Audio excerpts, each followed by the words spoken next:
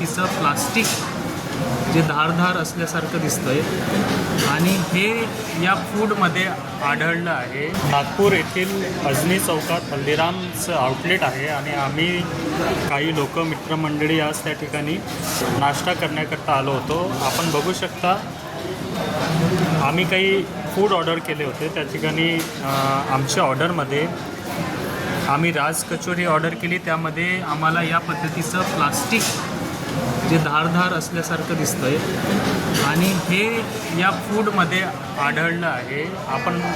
आपल्याला माहिती आहे हल्दीराम हे पूर्ण देशभर असेल महाराष्ट्रभर आपल्या सर्व्हिससाठी ओळखलं जातं. पण पद्धतीने या फूडमध्ये अशा पद्धतीचं प्लास्टिक आढळणं हे खूप मोठी बाब आहे आणि या संदर्भात इथल्या स्टाफला आम्ही तक्रार केली असता त्यांच्याकडून आम्हाला समाधानकारक उत्तर देखील टाळलं जातं आहे आणि अरेरावीची भाषा देखील करण्याचा प्रयत्न केला जातो आहे. हे बघा, हे हल्दीरामचं आउटलेट आहे.